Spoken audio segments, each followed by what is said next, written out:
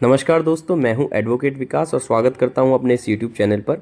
दोस्तों, हम भारतीय न्याय संहिता का जो ये एक्ट है इसको कवर कर रहे हैं, जिसमें हम चैप्टर 1 में कुछ डेफिनेशंस को पढ़ रहे हैं। ठीक है, हमने लास्ट में छोड़ा था, अब वहीं से उससे आगे हम लोग इसको कंटिन्यू करते हैं।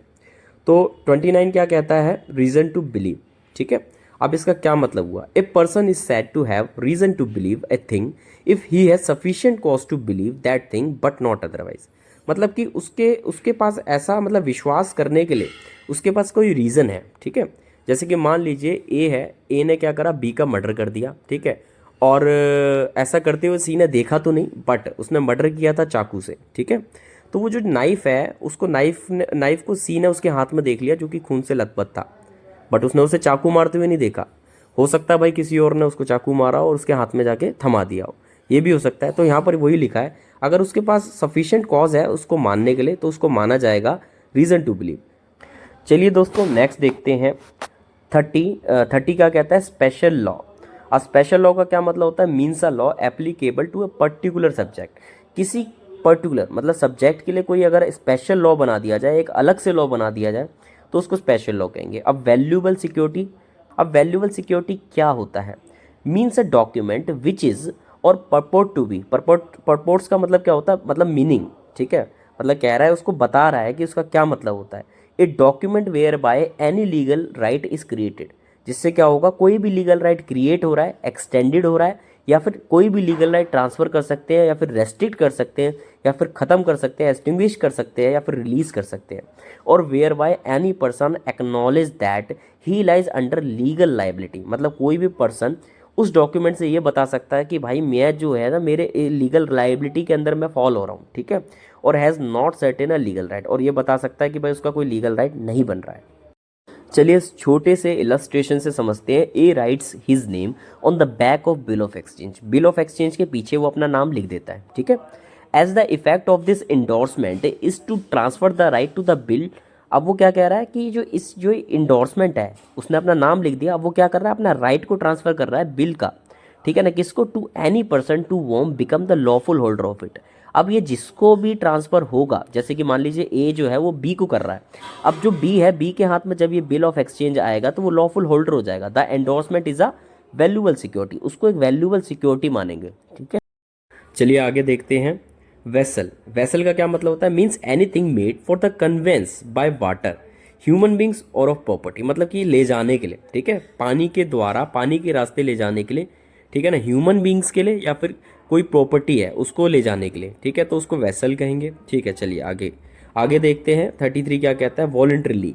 वॉलंटरीली का मतलब क्या होता है? A person is said to cause an effect voluntarily. ठीक है, उसको ये कहा जाएगा कि वो एक तरह से वॉलंटरीली कोई भी चीज़ कर रहा है। When he causes it by means whereby he intended to cause it. मतलब कि वो जो चीज़ कर रहा है, वो जो एक्ट कर रहा है, उसको उसका इरादा था वो करने का। ठीक है ना, इंटेंडेड टू कॉज इट। ठीक है, और bye means which at the time of employing those means, जो भी वो एक्ट कर रहा है उस एक्ट को करते समय ही न्यूज़ मतलब वो जानता था, और had a reason to believe to likely to cause it, और उसको ये बात पता थी कि ऐसा मैं करूँगा तो इसको करने से मेरा मतलब कुछ भी इस तरह का घटित हो सकता है। ठीक है, चलिए इलस्ट्रेशन से इस चीज़ को समझते हैं। A sets fire by night to an inhabited house in a large town. मतलब कि एक तरह से प्रतिबंधित हाउस था, for the purpose of facilitating a robbery. जहाँ पर क्या है, रॉबरी मतलब उसने एक तरह से फैसिलिटेट करने के लिए उसने क्या करा, आग लगा दी। ठीक है, एंड दस causes the death of a person. भाई उस आग लगाने के कारण क्या हो गया, लोगों की मृत्यु हो गई। Here A may not have intended to cause death. चाहे वो नहीं चाहता था कि भाई इससे कोई डेथ होगी। ठीक है ना, वो डेथ करना नहीं चाहता था।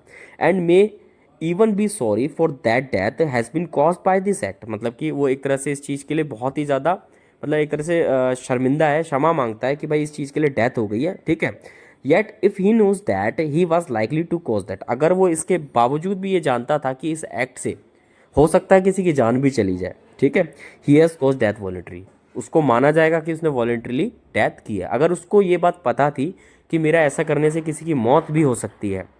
ठीक है, चाहे उसने मतलब जानबूझ के ना किया हो, बट उसको ये बात पता थी कि इससे किसी की मौत हो सकती है, तो उसको माना जाएगा कि वो एक्ट कर रहा है वॉलेंट्रीली। ठीक है, चलिए आगे देखते हैं। विल। विल का मतलब होता है एनी टेस्टामेंट्री डॉक्यूमेंट। टेस्टामेंट्री का मतलब क्या होता है? वसीयत। ठीक है, आगे चलते हैं women. Women means female human being of any as, किसी भी एज की फीमेल ह्यूमन बींग, ठीक है। आगे देखते हैं wrongful gain means a gain by unlawful means, मतलब कि अनलॉफुल तरीके से, ठीक है, किसका, ऑफ प्रॉपर्टी। अब प्रॉपर्टी का मतलब यहाँ पर क्या हुआ, प्रॉपर्टी का मतलब ये नहीं होता कि आप किसी के सिर्फ घर की बात करें, ठीक है, जैसे कि हम नॉर्मल लाइफ में कहते हैं यार उस पर कितनी प्रॉपर्टी है, मतलब हम सिर्फ घर की बात नहीं कर रहे हैं यहाँ पर। प्रॉपर्टी का मतलब होता है कोई भी चीज़ जो बिलोंग्स करती है किसी दूसरे इंसान को, ठीक है ना, जिसका वो लीगली क्या है, एक तरह से मालिक है, उसको हम कहेंगे, ठीक है। The person gaining is not entitle, जो पर्सन, ठीक है ना, उस प्रॉपर्टी को ले रहा है, ठीक है ना, वो उसका लीगली क्या था, एंटाइटल नहीं था, ठीक है ना, उसकी वो चीज़ नहीं थी।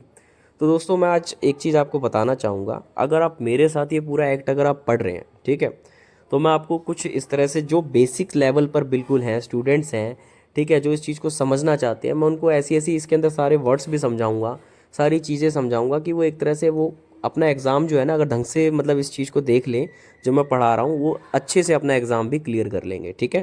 तो जो जो चीज़ें मैं आपको पढ़ा रहा हूँ उस चीज़ को आप मतलब कि देख लीजिएगा, समझ लीजिएगा और एक बार बुक को ज़रूर रीड करिएगा, ठीक है। चलिए नेक्स्ट पे आते हैं। Wrongful loss means loss by unlawful means of property to which the person losing it is legally entitle, ठीक है, मतलब कि loss by unlawful means of property to which the person losing it is a legally entitle, मतलब कि wrongful किसी को loss हो रहा है, ठीक है। अब जो रॉन्गफुल लॉस किसको हो रहा है, जो जो पर्सन इसको लॉस कर रहा है ना, वो लीगली क्या था, एंटाइटल था। चलिए नेक्स्ट देखते हैं गेनिंग रॉन्गफुली, लॉजिंग रॉन्गफुली, ठीक है। तो आप इस चीज़ को समझिए, person is said to gain wrongfully when such person retains wrongfully, मतलब रिटेन करके रखता है किसको, किसी की भी प्रॉपर्टी को अगर वो रॉन्गफुली मतलब रिटेन करके रखता है तो वो एक तरह से गेन कर रहा है। As well as when such person acquires wrongfully, acquires कर लेता है मतलब कि एक तरह से हड़प कर लेता है, ठीक है। A person is said to lose wrongfully when such person is wrongfully keep out of any property, ठीक है। एक तरह से क्या कर रहा है, वो रॉन्गफुली कीप आउट कर रहा है, ठीक है, मतलब उससे प्रॉपर्टी उसके हाथ से जा रही है। As well as when such person is wrongfully deprived of property, मतलब उसको उस प्रॉपर्टी से एक तरह से छीन लेना या फिर वंचित कर देना, ठीक है, उसकी प्रॉपर्टी उससे दूर कर देना, ठीक है, तो इसको ये चीज़ कह सकते हैं। चलिए आगे देखते हैं। वर्ड्स एंड एक्सप्रेशंस यूज्ड, ठीक है, but not defined in this Sanhita, ये कहते हैं जो इसके अंदर कुछ वर्ड्स और एक्सप्रेशन है जो कि संहिता के अंदर डिफाइन नहीं करे गए, ठीक है, but defined in the information technology act 2000 and the भारतीय नागरिक सुरक्षा संहिता 2023, जो कि कहाँ डिफाइन किए गए हैं, इंफॉर्मेशन टेक्नोलॉजी एक्ट में या फिर भारतीय नागरिक सुरक्षा 2023 में।